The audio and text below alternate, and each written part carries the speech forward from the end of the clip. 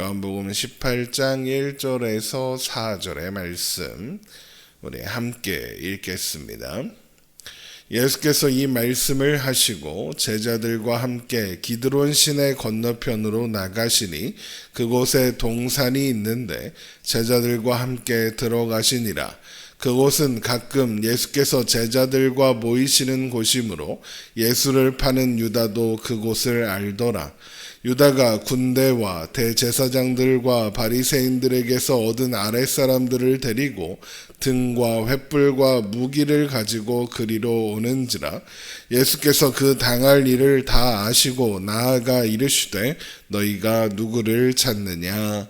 아멘. 우리가 지금까지 살펴본 요한복음 17장에는 예수님의 기도가 기록되어 있었습니다. 그런데 이런 예수님의 기도는 하나님께 올려드리는 기도이기도 하지만 동시에 제자들을 위한 말씀이기도 하다라고 말씀드렸습니다. 그 기도들은 제자들을 비롯한 모든 신자들을 향한 하나님 아버지의 놀라우신 사랑과 은혜, 그리고 그 모든 일을 이루시고 완성하신 예수님을 우리로 알게 하시려는 말씀이고, 그러한 놀라운 지식을 통해 우리가 온전한 하나님 나라 백성이 되게 하시려는 말씀이다라고 우리가 함께 살펴보았습니다. 그렇게 기도로 제자들을 향한 가르침을 모두 마치신 예수님은 제자들과 함께 기드론 시내 건너편에 있는 한 동산으로 가셨습니다. 요한복음 18장 1절입니다. 예수께서 이 말씀을 하시고 제자들과 함께 기드론 시내 건너편으로 나가시니 그곳에 동산이 있는데 제자들과 함께 들어가시니라.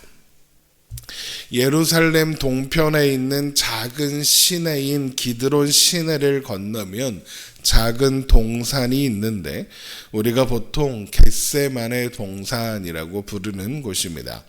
겟세마네 동산은 감람나무가라고 우리가 부르는 올리브 나무가 많이 심겨져 있어서 감람산이라고 부르는 감람산에 속한 작은 동산입니다. 그런데 그곳에 겟세마네 동산이 있는데 그 겟세마네 동산에는 올리브 기름을 짜는 차규기가 있었다고 해서 그 이름이 겟세마네, 기름 짜는 곳 차규기라고 해서 겟세마네 동산이 된 겁니다. 우리가 겟세마네 동산이라는 이 이름이 익숙한 이유는 그곳이 예수님께서 붙잡히신 곳이었기 때문입니다. 그곳은 평소에도 예수님께서 제자들과 예루살렘에 오실 때면 머물던 곳이었고, 이것은 예수님을 파는 가룟 유다도 잘 알고 있는 장소였습니다. 요한복음 18장 2절입니다. 그곳은 가끔 예수께서 제자들과 모이시는 곳이므로 예수를 파는 유다도 그곳을 알더라. 그러니까 예수님은 의도적으로 가룟 유다가 예수님을 쉽게 발견할 수 있는 장소로 이동하신 겁니다. 일부러. 이것은 예수님께서 잡히시고 십자가에 죽으시는 이 모든 일이 사람들의 뜻과 계획과 음모와 계략에 따라 이루어지는 일이 아니라 하나님께서 계획하시고 예수님의 의도하시는 대로 이루어지는 일이라는 것을 다시 한번 드러내는 장면입니다. 요한복음 10장 17절 이하에 예수님께서 이렇게 말씀하셨었습니다. 우리 요한복음 10장 17절을 봅니다. 요한복음 10장 17절. 내가 내 목숨을 버리는 것은 그것을 내가 다시 얻기 위함이니 이로 말미암아 아버지께서 나를 사랑하시느니라. 이를 내게서 빼앗는 자가 있는 것이 아니라 내가 스스로 버리노라. 나는 버릴 권세도 있고 다시 얻을 권세도 있으니 이 계명은 내 아버지에게서 받았노라 하시니라 라고 하셨습니다. 예수님의 목숨을 빼앗는 자가 있는 게 아니다라는 겁니다. 예수님이 스스로 버리기로 선택하신 일이다 라는 겁니다. 예수님의 고난과 십자가의 죽음은 외부 세력의 음모와 계략으로 인해 당하는 억울한 죽음이 아니라 아버지와 아들이 태초부터 계획하고 준비하셔서 마침내 이루시는 일이다 라는 겁니다. 그래서 그렇게 예수님의 의도대로 바로 그 장소 그 장소로 가룟 유다가 군대와 대제사장들과 바리새인들에게서 얻은 아랫사람들을 데리고 나타났습니다. 요한복음 18장 3절입니다. 유다가 군대와 대제사장들과 바리새인들에게서 얻은 아랫사람들을 데리고 등과 횃불과 무기를 가지고 그리로 오는지라. 여기에 재미있는 것은 군대로 번역된 이 단어가 로마의 보병대를 가리키는 말로 최소 200명에서 많게는 1000명 단위로 움직이는 부대, 우리가 천부장이 인도하는 부대라고 합니다. 18장 12절을 보면 천부장이 거기 있었습니다.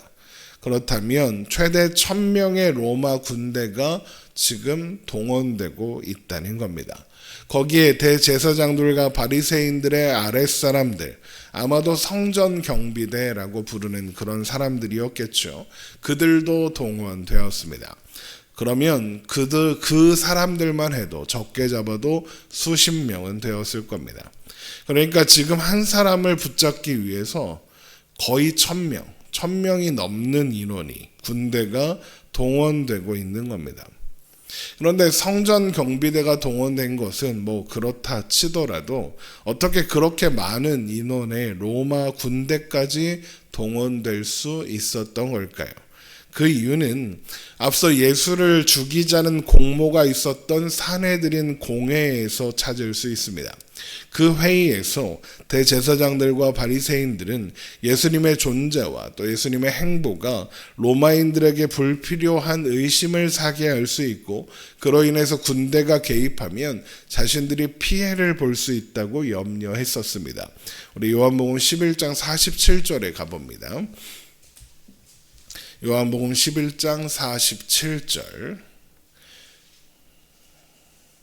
이에 대제사장들과 바리새인들이 공회를 모으고 이르되 이 사람이 많은 표적을 행하니 우리가 어떻게 하겠느냐? 만일 그를 이대로 두면 모든 사람이 그를 믿을 것이요 그리고 로마인들이 와서 우리 땅과 민족을 빼앗아 가리라 하니. 그래서 대제사장 가야바가 이런 우려에 대한 해결책으로 제시한 게 예수님을 죽이자라는 것이었죠. 11장 50절입니다. 한 사람이 백성을 위하여 죽어서 온 민족이 망하지 않게 되는 것이 너희에게 유익한 줄을 생각하지 아니하는도다 하였으니. 아마도 이 회의 후에 대제사장들과 바리새인들은 로마 당국에 예수님을 고발하면서 그의 존재와 또 영향력에 대해서 꽤 과장해서 고발했을 겁니다. 예수라는 사람들이 사람들을 모으고 있다. 반란을 꾀하는 것 같다. 이런 식이었을 겁니다. 그러면서 그를 붙잡을 수 있도록 군대를 지원해 달라고 요청했겠죠. 그리고는 자신들이 붙잡아 판결하고 로마 당국에 넘길 테니 처벌을 받게 해달라고 그런 약속까지 서로 주고받았을 겁니다. 그러니까 로마 당국의 입장에서는 반란의 수괴를 체포하겠다고 생각했을 테니까, 그래서 이게 그냥 수십 명, 수백 명 보내서 될 일이 아니구나라고 생각해서 주력 부대를 일개 대대 규모의 군대를 출동시킨 셈인 겁니다. 대제사장들과 바리새인들이 그러니까 예수님 한 명을 잡기 위해서 이렇게 철저하게 준비하고 있다라는 겁니다. 그런데 이런 그들의 준비에서 우리가 알 수 있는 것은 그들이 예수님을 두려워하고 있다는 것을 보여주는 것은 아닙니다. 그들은 예수님을 두려워하지 않습니다. 물론 예수님은 그들에게 두려운 존재이긴 합니다. 하지만 그들이 두려워하는 것은 예수님 그 자체가 아닙니다. 예루살렘으로 입성할 때 예수님을 향해 환호성을 지르던 수많은 군중을 두려워합니다. 그들은 혹시라도 예수님을 잡으려고 할 때 군중들이 그것을 보고 자신들을 가로막기라도 한다면 자신들의 권위가 실추되는 것은 물론이고 그 일을 계기로 진짜 자신들의 기득권을 완전히 빼앗길 수도 있다라고 생각했을 겁니다. 그래서 로마의 군대를 대대적으로 동원하여 누구라도 예수의 편을 든다면 그건 로마 당국에 대한 반역이다. 로마 군대와 싸우려고 하는 것과 같다라는 메시지를 군중들에게 전하고자 했던 겁니다. 그런데 생각해 보면 이런 대제사장들과 바리새인들의 계획과 태도는 무척이나 이율배반적입니다. 그들이 메시아를 기다리는 이유가 무엇인지 우리는 잘 알고 있습니다. 그들이 기대하는 메시아는 강력한 왕으로 와서 헤롯과 로마를 몰아내고 옛 다윗 시대의 영광을 회복시켜 주기를 원하는 그런 기대를 가지고 있었습니다. 그렇다는 것은 메시아의 도래는 필연적으로 로마와의 전쟁을 의미합니다. 그런데 그들이 예수님이 로마와의 전쟁의 계기가 될 거라며 지금은 예수님을 죽이고자 하는 겁니다. 게다가 군중들이 봉기라도 할까봐 로마 군대를 대대적으로 동원하고 있습니다. 이상하지 않습니까? 오히려 그들이 정말로 그런 메시아의 도래를 기대하고 있는 게 맞다면 왜 이런 짓을 합니까? 그냥 예수님이 그런 일을 하도록 내버려 둬야죠. 오히려 가서 도와주어야죠. 그야말로 이율배반적인 겁니다. 그들이 이런 이율배반적인 태도를 가지게 되는 것은 그들이 원하는 것은 메시아의 도래와 하나님 나라의 완성이 아니라 자신들의 기득권을 지키고 권세를 유지하는 것에 있을 뿐이기 때문에 그렇습니다. 예수님이 만약 대제사장들과 바리새인들을 지켜 세워주고 그들 편이 되어서 니들이 최고다. 역시 이 나라의 전통과 또 믿음을 지켜온 건 너희들 뿐이었다라고 하셨다면 예수님을 지지하며 같이 봉기했을지도 모릅니다. 근데 예수님이 그들이 원하는 걸 해주지 않고 그들도 구원받아야 할 죄인이다 하니까 이러고 있는 겁니다. 그런데 이 말씀에서 그러니까 대제사장들과 바리새인들은 참 나쁘다. 그런 이야기를 하려는 게 아닙니다. 이 사람들의 모습에서 발견해야 하는 것은 여러분 바로 우리들의 모습입니다. 자신의 유익만을 위해 치밀하게 계획을 세우고 또 실행하는 이런 그들의 모습은 사실 우리의 모습이고 우리의 태도입니다. 우리도 하나님을 믿는다고 말하지만 그 믿음과 역행하는 계획을 세우거나 결정을 내릴 때가 너무나도 많습니다. 우리가 얼마나 많은 순간 하나님의 뜻이 아니라 내 뜻이 이루어지기를 기대하고 있는지 모릅니다. 하나님을 위하고 이스라엘을 위한다고 하면서 하나님의 뜻을 실행하기 위하여 오신 예수님을 붙잡겠다고 치밀한 계획을 세우고 실행하는 그들이 바로 우리들인 겁니다. 그래서 우리는 결코 우리를 구원할 수 없습니다. 우리는 우리를 도울 수 없습니다. 우리는 언제나 하나님의 은혜가 필요한 존재일 뿐입니다. 놀라운 것은 대제사장들과 바리새인들의 불의한 생각과 이율배반적이고 악한 이런 책동도 하나님의 뜻과 섭리를 거스를 수는 없다는 겁니다. 그저 하나님의 뜻을 이루는 방편이 될 뿐입니다. 그래서 주님께서 이렇게 말씀하시지요. 요한복음 18장 4절입니다. 예수께서 그 당할 일을 다 아시고 나아가 이르시되 너희가 누구를 찾느냐. 예수님께서 그 당할 일을 이미 다 알고 계셨다는 겁니다. 그래서 담담하게 자신을 붙잡으려고 온 사람들 앞에 서서 너희가 누구를 찾느냐라고 말씀하시는 겁니다.